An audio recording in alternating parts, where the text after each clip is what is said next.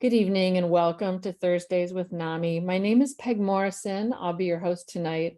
I am the Assistant Director of NAMI North Carolina. That's the National Alliance on Mental Illness North Carolina, and I'm glad you're here. Thursdays with NAMI is our way of building conversations and building community around the topic of mental health.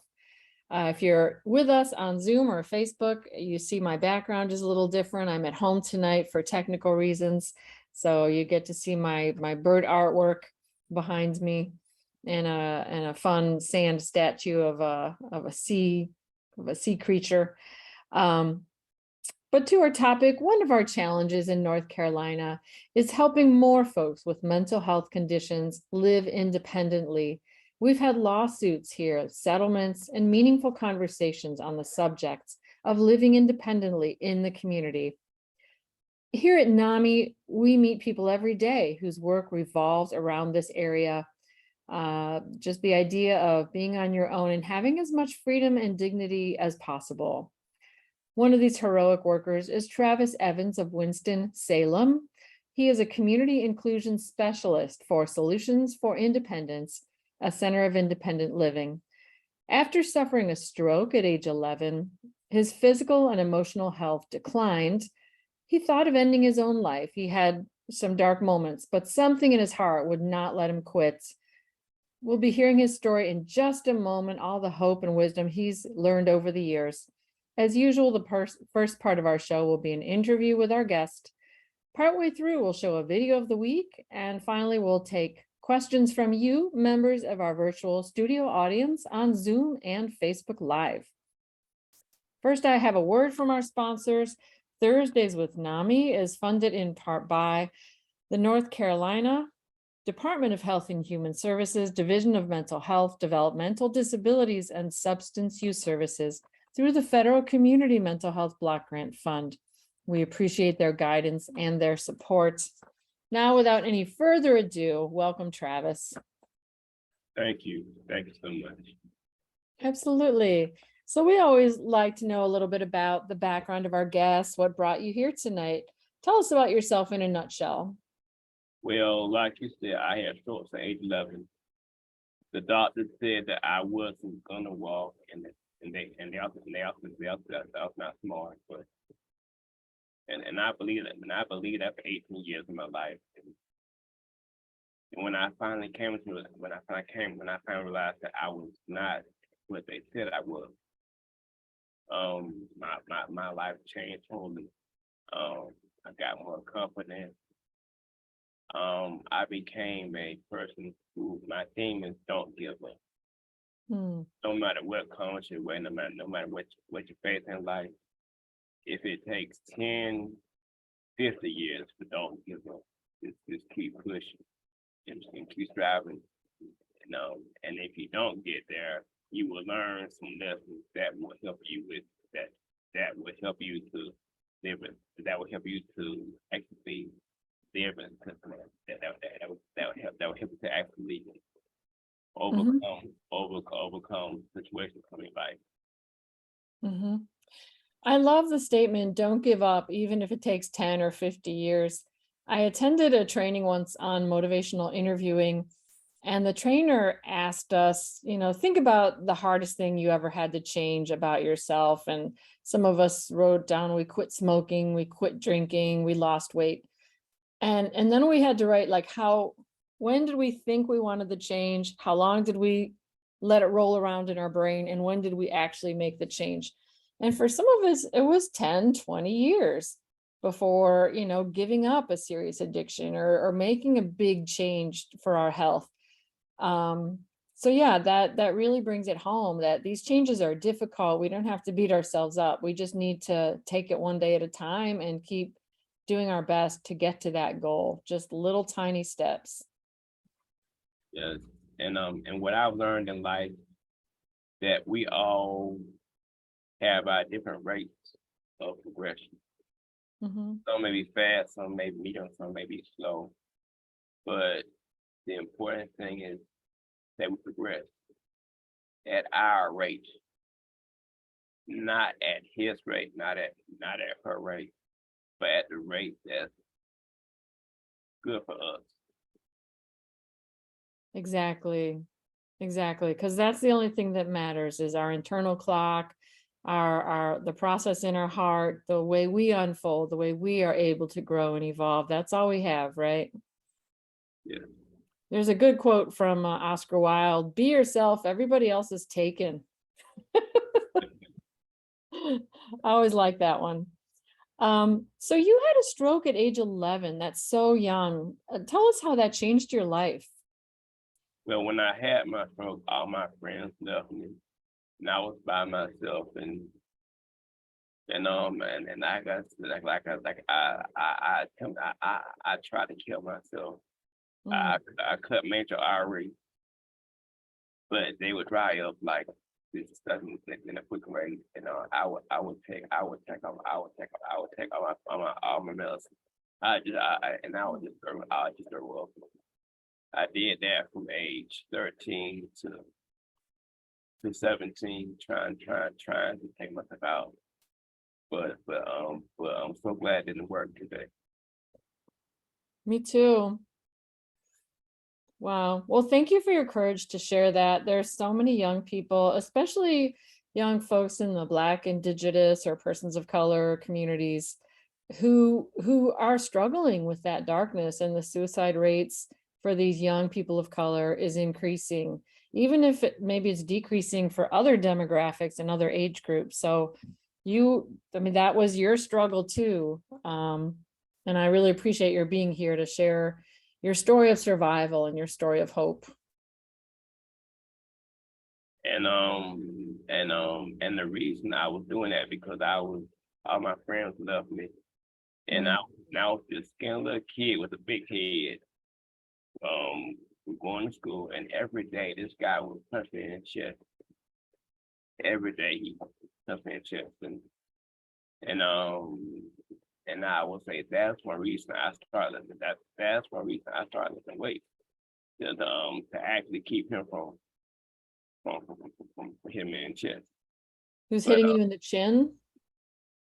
to, to keep him from him, to keep it, to keep it, to actually keep it every day. Every day I get in the chest by him. He punched me in the chest every day. Good grief. That's terrible. Yeah, and what I'm saying, that was and that was part of my and that was and that was and that was and that and that and that and that was and that was from my depression because I didn't have any friends. I was being picked on in school, and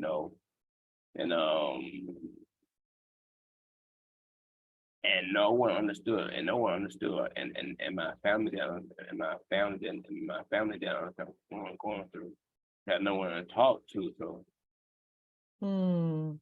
Of course. So you were isolated, you're dealing with all this pain, bullying.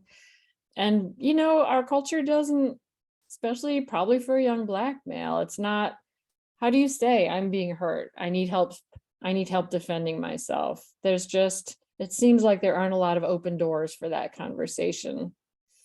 So, well, I'm so glad you hung in there. It takes a lot of perseverance to do that, to get through those younger years where you just feel like you're walking in the dark alone. It's very difficult, but you pulled through, and you're now sharing your darkness or turning that around into light for other people. So how did you overcome the physical and emotional barriers that followed that time?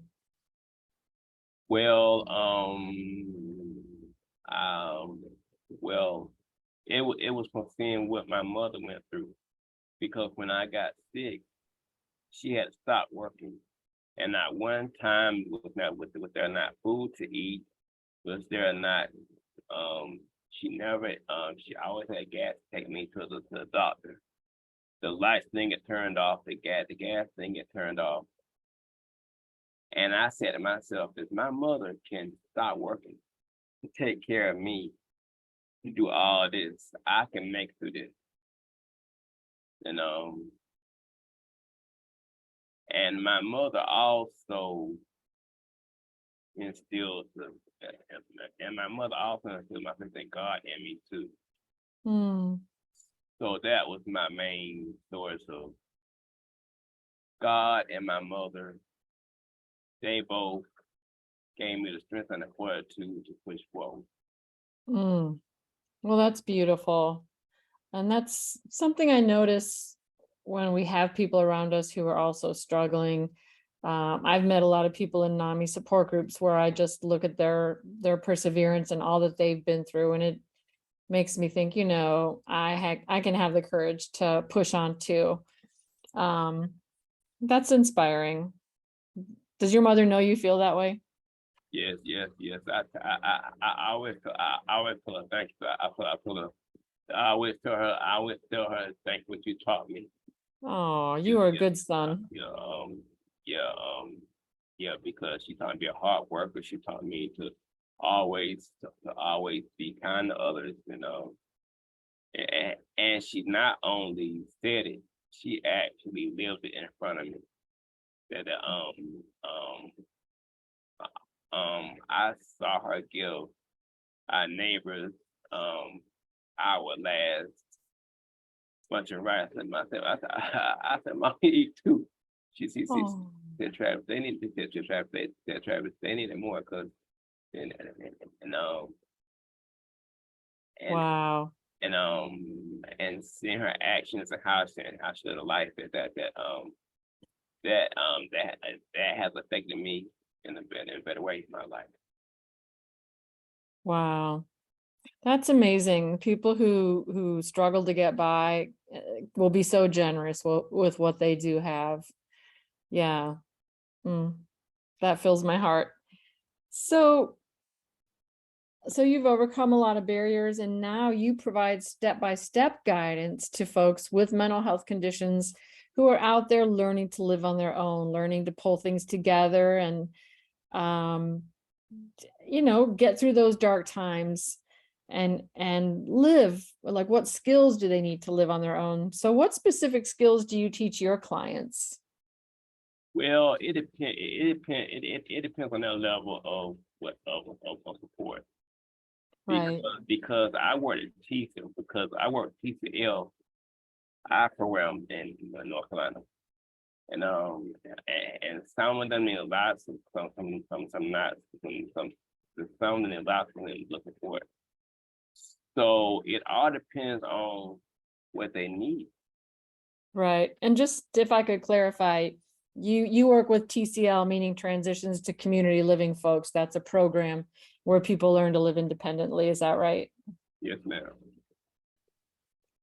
Thank you. Go ahead. I didn't mean to interrupt you. I want to say and some of them need and some of them need support with actually because the first time out there without being told what to do. Right.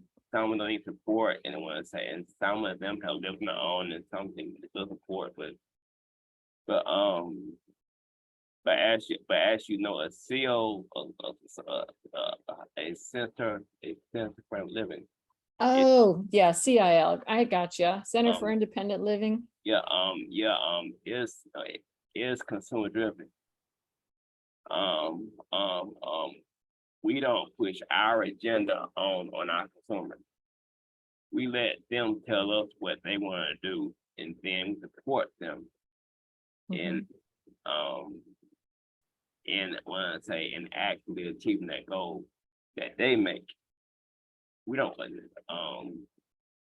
When I talk to them, when I see them, when I see them, I ask them, what do you want to do? Mm, Yeah, yeah. gotcha. So, yeah, that's a great way to get someone motivated and get their buy-in, is to start with what their perspective, their experience, what are your needs, what's top of mind for you to achieve in your life. You said something really interesting, that some of these folks are being used to told what to do.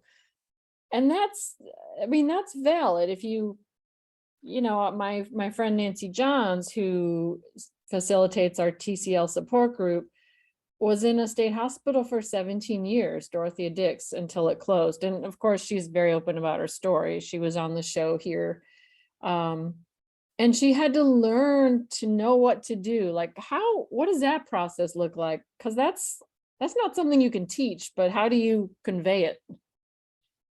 Well, what I do is I use baby steps. I want to I may start with deciding what you eat, deciding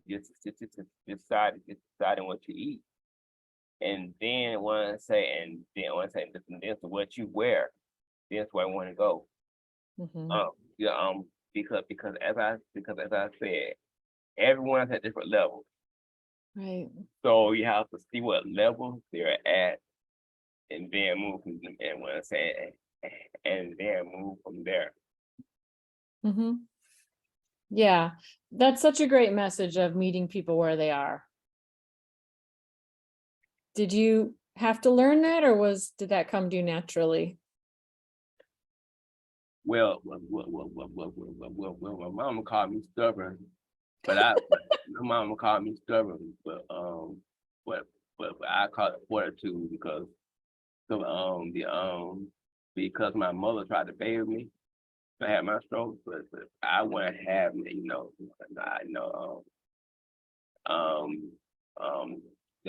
there's something inside of me that actually pushes me to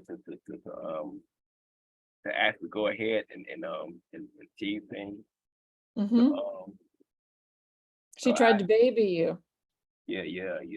That didn't work. I remember you told me a wonderful story about riding your bicycle. Yeah. That was the bicycle on the backyard, and she go to work and I ride it off the neighborhood. Now I come back home and I was coming home and put it away. Well, go in the house and just sit in my wheelchair. Well, one day I was riding all that wood, and I said, "Oh, it's just I zoomed past her, put a bicycle." She said, "Uh-huh." So you put the bike in the yard and then went back to your wheelchair. Yeah, but I saw riding that bicycle. So you're busted, and then after that, what did she make you do? After that, I was cutting the grass, I was sweeping, I was doing housework. So you proved your capability and you were rewarded, kind of. I love that story. All right. That's wonderful. So what are the steps you help your customers with when they're looking for housing, for example? Well, what I tell them that because when I left my mom's house, I had to find a house for my health. I had to find a house for me, and I made looking for a house my job. That was my job. That was my job. I want to say I applied to several different low income places, and when I got it, it took a time. It took about 2 years. Right. That's a normal waiting period for Section 8, for example, the subsidized housing from the federal government. Yeah.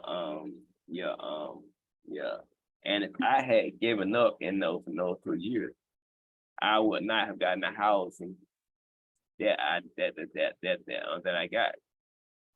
Right. So I tell them that takes perseverance. It takes endurance. When I say that it takes sticks I always tell them it can be a hard battle. But but you will learn how to survive in this struggle. Mhm. So do you tell them, here's a phone number to call, or do you say, let's sit down and Google search this, or like, what does that look like?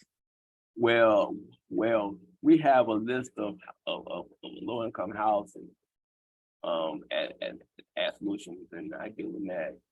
And and if they have trouble communicating with the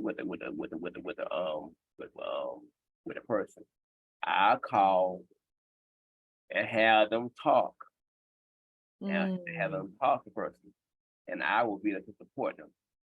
Be be because I want to say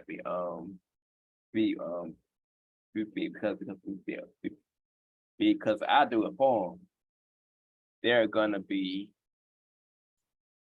they're gonna think that's what it is.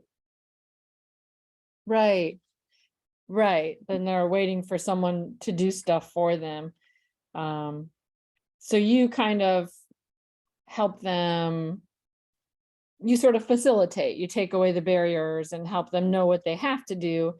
And then that moral support, that's got to be really important. Yes, it is. Yeah, and it's based on my experience in NAMI connection recovery support groups, just these basic things can be so intimidating. Going to the grocery store by yourself, filling out a job application, or going to a store and asking for a job application. So I think that just standing with someone, as you described, is so helpful. Okay, so similar kind of question. How do you help folks as they look for jobs or look for some kind of employment or meaningful activity? Well, if they don't have a resume, I would direct them to the services that actually help them with the resume. And I will sometimes take a look at the resume and I'll get a point on and I'll get a point on and I'll get and I'll get a point and I'll get a point how to make it better. And Okay. and and I will also direct them where to go to find employment. Mhm. Um, and again, if they help, and again, if they have trouble doing that, I'm there to support them, but I will not do it for them. Right. Uh, yeah, um, yeah, yeah. Say a person wants to look for a job, I want to say I will actually go to the library with them, and and uh, and I will actually help them, support them. I will support them I will support them I will support them in jobs with on computer. Right. Right. That's such an important way to learn too. And computer literacy with a job search, it's just so essential. And I'm hoping that more and more people have some kind of access to these online resources. Because I know for a while we had a big digital divide where people who had some income had access to a lot more opportunities because of that online presence, and a lot of folks were getting left behind. It seems like most folks do have a smartphone or some kind of access. Is that what you're seeing too? Yes. Yeah, Yeah. yeah. In fact, I have this person. She is he he is in her 70s, and she has a computer.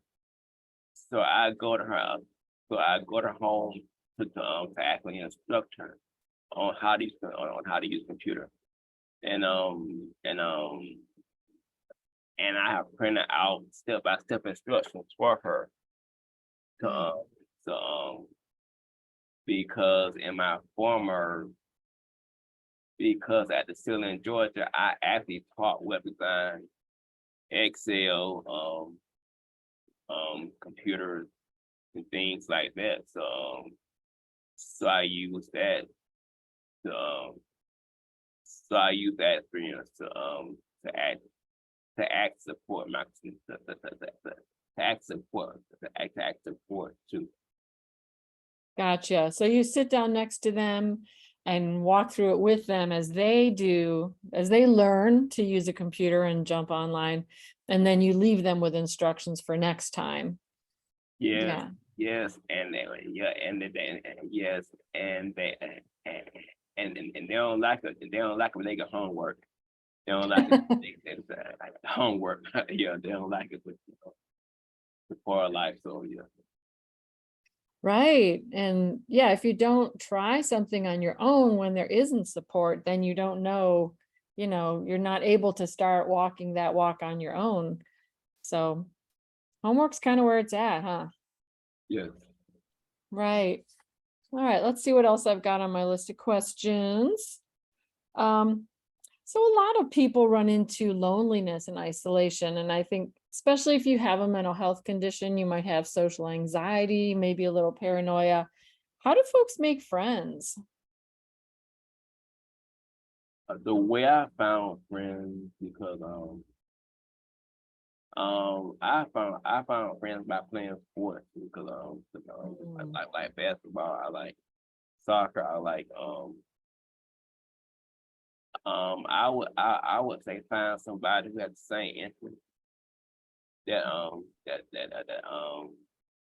that's a safe place for you to go. mhm. And and I know it's scary because it was scary for me. It was scary for me too because I had just had my strokes and I heard about this wheelchair basketball and wheelchair soccer. And I and and my first time going, I was timid. I sat back and watched. I want to say I did not get involved, Mm, but as time went on, when people came up to me and I saw they were friendly, mhm, I saw I saw people like me, mhm. people going through the same thing I was going through. Right. I was more I was more I want to say I actually opened up to them, Nice. to the ones I saw going through the same thing I was going through. Right. And that's so important, finding a group where the energy feels right and they're welcoming, where people, you know, either they look like you or they have some common history, they've walked the same road as you somehow, and speak your language in some way. Yeah, that's wonderful. I I've met a lot of people on Meetup when I moved to North Carolina 5 years ago. I was lonely. I needed to find people to hang with, and I like meetup.com. It's a website where you just find people with similar interests, like you said. And I watched the way the group interacted and the things that they said before and after. It was a hiking group before and after the walks. And I didn't even go. I just watched what they said and the way they talked to each other. And they were sweet and they were funny. And the host always said something funny, like, "Oh, I'm sorry if my jokes offended anybody. I had such a nice time.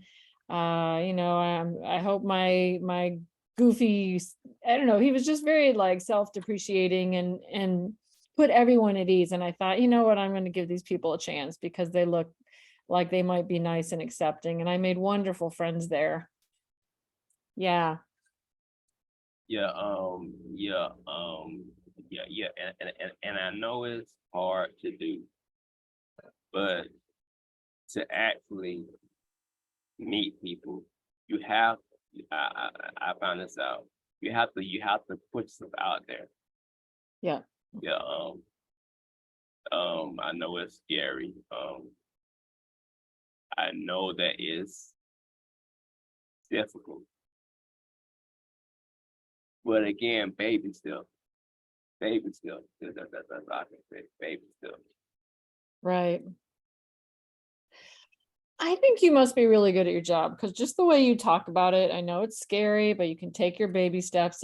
You're very like approachable. You make it sound, even though it is hard to put yourself out there, you make it sound like less intimidating. So I appreciate that. Um, so what specific supports do you recommend or do your customers need to take care of their mental health? I would just say know that you're important because the world or our job or our family, they sometimes want to say they sometimes want they sometimes want to say they're important. Mhm. I would say me time is not a bad thing. Right. Yeah, I was actually in the staff meeting. Now my coworkers and I and, and I made suggestions that they take that they take 10 to 5 seconds to not think about work, to to add to ask to add to add to to ask for self-care. Ah, Your right. your your what because if we don't take care of ourselves, who's gonna do it? Right. And when I want to say, and like I said, if our family at work, if our family or a job, if they on us all the time, if we give and give and give and give and give, we're gonna give out. Right. Right. And it can be hard because it feels so good to be needed, but you're right. You can't pour from an empty cup. So, and for me, I notice if I don't honor my own need for rest and for just taking some time apart, I'll get cranky, I'll get irritable. Yeah, so it's not effective either. So, got to do the self-care. Yeah, All right.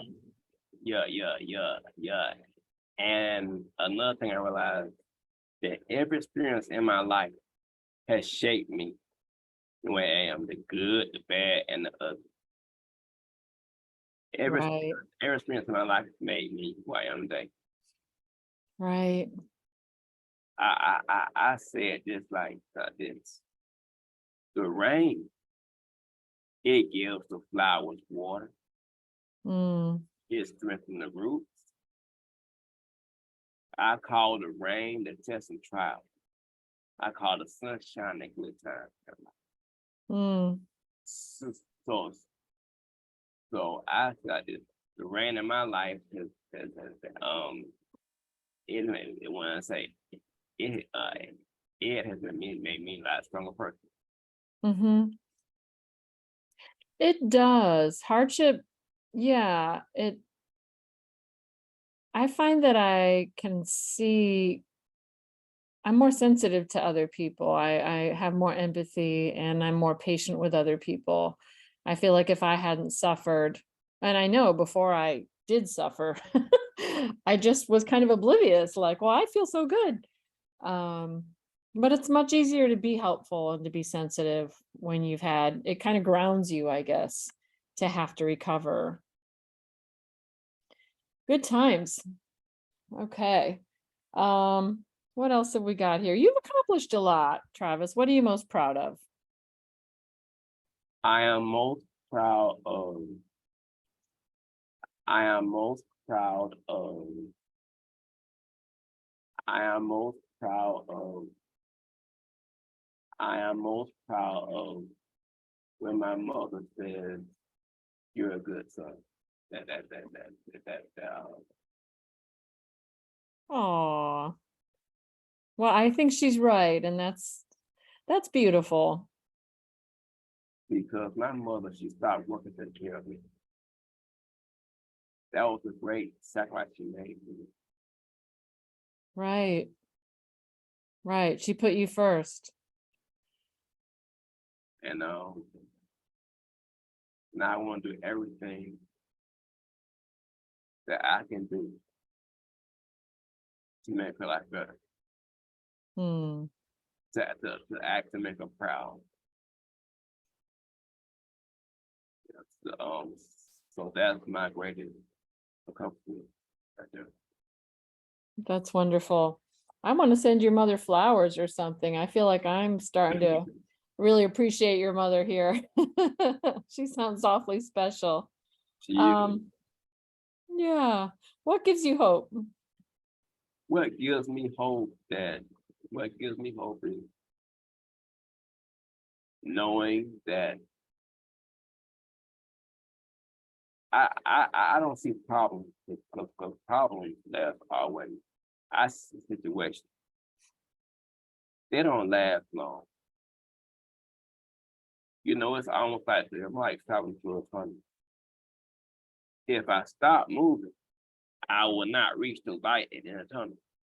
Hmm. But if I keep on moving through the tunnel, through the darkness, eventually I'll reach the light in the tunnel. Right. So, Right. Got to feel your way through it. Hmm.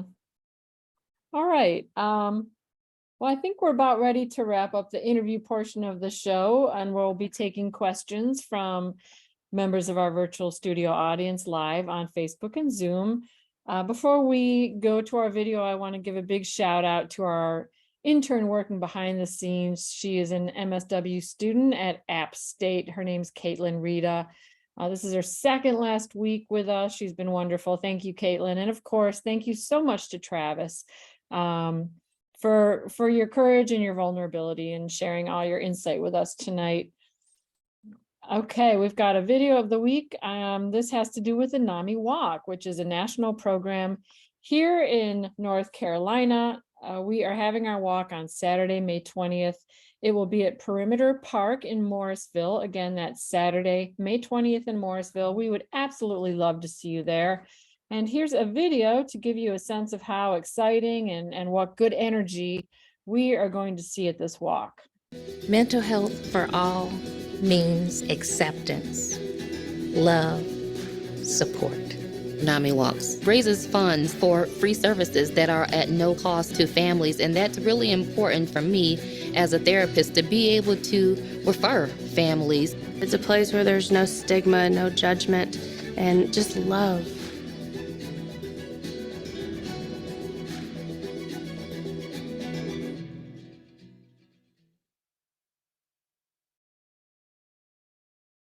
Okay. Nice video from our national team about the NAMI Walk. Please join us. Check us out online at naminc.org. We'll get you connected or reach out in any way that's convenient. We would love to see you at the walk in person or virtually, or a lot of different ways to be supportive. All righty. Now it's time to take questions from you, members of our virtual studio audience on Facebook and Zoom. Please use the Q&A box on Zoom if you have a question. If you write it in the chat, it might scroll away, so it would be hard to. I sometimes miss questions in the chat. Let me see what we've got on Facebook. Let's see. We've got maybe a little lull in the questions right now. I do want to invite you, please come back next week. We have another fantastic speaker. We've got a young person, Kyle Mitchell, who is someone who lives with social anxiety. He's done TED Talks. He's done consulting on youth mental health. Please join us next week. And please fill out the Zoom survey when you leave the Zoom show. It really helps us out. It's 2 or 3 questions. Let us know how we did, and that will help us improve over time. We can also show it to our funders, and we just really appreciate it. Note from Todd. Hey, Travis, I think you are doing a great job. All right. Well, feeling the love. And then we also had a really nice comment in the chat that I meant to share that it's from Caitlin. Everyone's paths are different. It was just a really neat response to one of the comments that you made, Travis.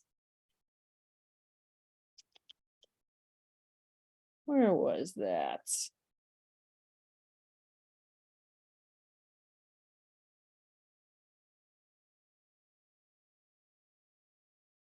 Well, there are a lot of great comments in the chat about mothers being the best and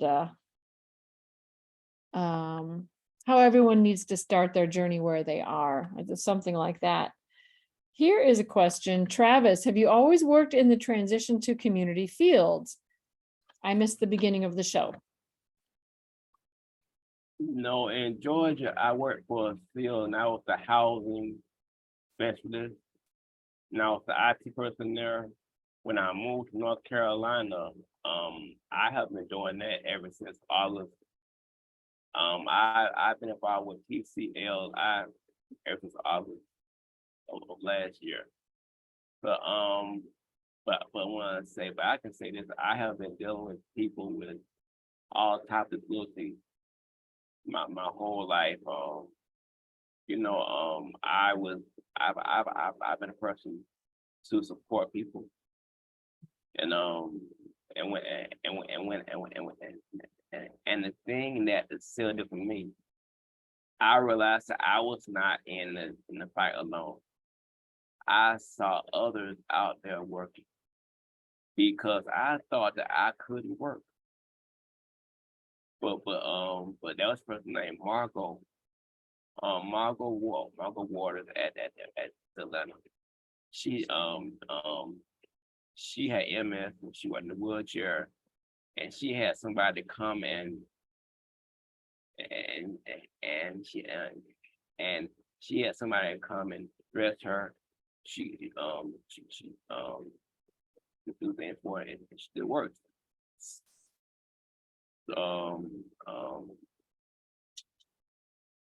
I want to say, and Margot Waters, she was the housing person for me, and she taught me, about house. So I said to myself, if she can do it, if these people who I see who are classified as disabled can work, I can work too. Mm. And I became more stubborn. Ah, so your stubbornness kicked in too. Yeah. I can be stubborn too. I tell people I'm not strong like in a big, bold, muscly way, but I'm strong like crabgrass. Like I just keep coming back. Kind of hard to get rid of. All right. Someone's asking, where are you based out of? So we know you've lived in Georgia and now you're in North Carolina. Well, I live in Winston-Salem, North Carolina right now. I actually got here because I listen. I thought I was the youngest thing in the world. I thought no one else would. Well, lo and behold, I married my wife, moved to Winston, Ah, got a job at Solution, and I want to say, and I put myself out there. all right. I put myself out there, and I want to say, and we just started out for me. Right. That's wonderful. So you met your wife, you found a job. And I think it's neat you have that background in housing, supporting folks with disabilities with housing needs, and now you're sort of more general independent living. That seems like a nice transition. Okay, a couple questions from Diane. What gives you hope? What gives me hope is knowing that things not gonna always be bad for me. I, Mhm. I always say life is like a roller coaster ride. We go up and down through loop. But the thing is, we're strapped in because the first thing they do, because the first thing they do is they strap you in. Life is like a roller ride. Life is like a roller, life like that. But we're strapped in. Mhm. Yeah, I want to say, you may get that creepy feeling going down the hill, on a loop, but Right. you're strapped in. I like it. All right. And then, you know, you've also got that bar in your car, the oh crap bar, some people call it. All right. What are your hobbies? My hobbies are singing, and I've written 2 books, and I've done 1 CD, but I have not got it. I have not put it out there yet. You know, it's something that I haven't done yet. All right. In my house, playing chess, and I love sports. I play wheelchair tennis and wheelchair basketball. So Nice. so I stay active that way. Sure. Yeah. Um, sounds like you keep busy. Question from Jessica. What are some myths or misunderstandings about hiring people with disabilities? What can be done to increase hiring? I would say education. Right. Education. You see, people don't know this, but some people, disabilities are the best workers because Right. they went through hardships. That I want to say, they will sometimes work harder. They will sometimes put extra mile because they have that lived experience of working through problems. I call my strokes my new normal. Mm-hmm. My new normal because because without me having a stroke, I would not know that if I worked hard in life, that I would benefit great things. Right. It's like when I first started to walk, the pain in my legs, it was excruciating. Mm. But I pushed through it and I'm walking today. I wear a brace on my right foot. It hurts when I walk, but I can walk. And without me enduring the pain that brings, I can't walk. Right. Right. I think you really hit on something that when you've been through so much, I feel like the job is more important to you. Like it's part of our esteem. It's part of something that is redeeming after we go through a hard time and maybe lose faith in ourselves. That job, that's like, okay, now I feel whole again. I feel like I matter. Yes, yes. And one more method is that the accommodation will cost a whole lot. A lot of times the accommodation when I say a lot of times the accommodation can be um it when I say it could be a desk that's lower. It was say the accommodations don't cost as much Ah, for a person who's disabled to work. right. Right. That reasonable accommodation when someone has a disability, maybe they have back issues and they need a desk where they can stand and then sit down and the desk raises and lowers to accommodate them so they don't have all that pain. Um, yeah, I mean, oftentimes you get loyalty and insight and commitment. It's just so worth that $200 desk for the company. That's just one example, but that's a really great point. All right. What do you enjoy most about your work? I enjoy most about my work seeing someone move from dependence to independence.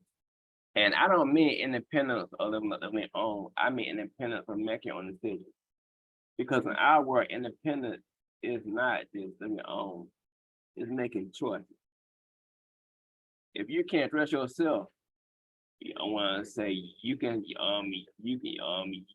I want to wear this, and that. If you can't cook, you can I want to say you can let them know I want steak or I want Mm-hmm. that's my biggest takeaway from my job. Since I'm more from it's actually seeing a mindset change. Right. Yeah, because in my mind, can't is not a word. It may be in a dictionary, but it's not a word to me. Can't is not a word to me. I like that. It's an interesting difference that you point out. Maybe I can't dress myself, but I can still have choice. I can still take an active role in my life, decisions large and small. I should have choice. I should be in the driver's seat in my life. Yeah. Next question. What is your favorite time of day and why? I sometimes that this morning because I got because it's a new start, to a new day. It's a day to right wrong that I did. That the mistakes I made yesterday. My favorite time of day is morning. I do. I like that quiet time in the morning, whether I'm walking my dog or I go to the office and the phones aren't ringing yet, the sun's just coming up. It's kind of like I have the world all to myself for a few minutes. That's kind of fun. Oh,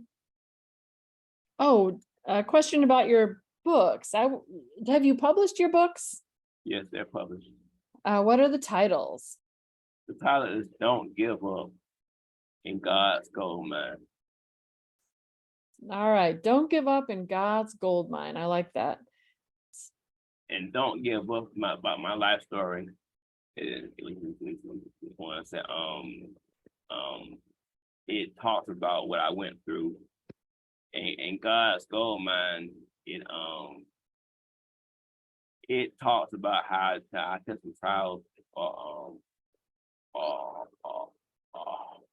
like being, or like how gold is purified, put in the fire, and then Oh, once and the bass of and the bass and the bass and the bass and the bass brought to the top, and the gold sniff off.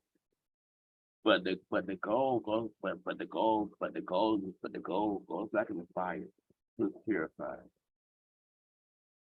right, right. Yeah, that heat and that difficulty, it purifies the gold. That's a beautiful message.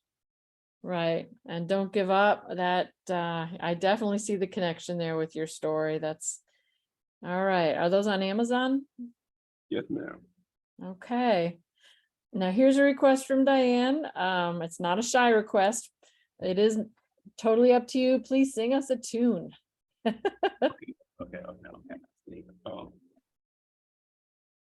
Okay, I'll sing this to you.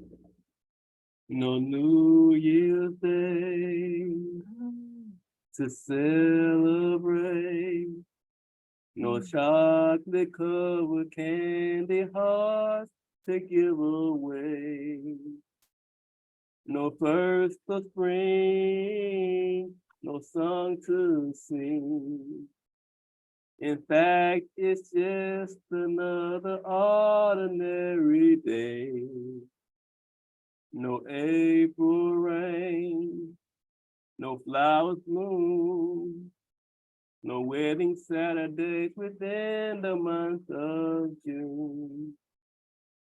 but what is something new, made up of these 3 words that I must say to you. I just called to say I love you. I just called to say how much I care. Oh, I do. I just called to say I love you. And I mean it from the bottom of my heart. Sing it, Stevie. I love, love, love Stevie Wonder. You have a beautiful voice. I'm seeing that in the chat and I'm agreeing completely. Yeah, That was beautiful. yeah, and that I want to say, and well, and and I, and in my hard times and difficult times, I sung that song to myself. That I would say find your theme song. Find your theme song Hmm. that gives you hope. Wow. I cannot possibly think of a better note to end on than that. That was absolutely beautiful and very touching. So thank you so much, Travis, for spending your evening with us. Is there anything else you'd like to say? Anything we didn't touch on? I would just like to say, don't give up. Keep striving, keep pushing. I know it may get hard sometimes, but we can make it. We can make it. That's right. And if you're out there feeling alone, you're having one of those days where you want to give up, please give us a call at NAMI. We have a helpline that's open from 8:30 to 5. It's in the chat. I can put it on Facebook. We're here to listen. We're here to talk and help you find support that's available in your area.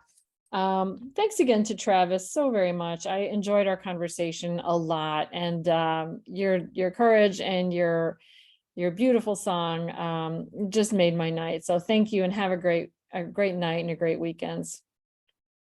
Thank you so much. All right. Good night, everyone. Thanks for being here. Bye-bye.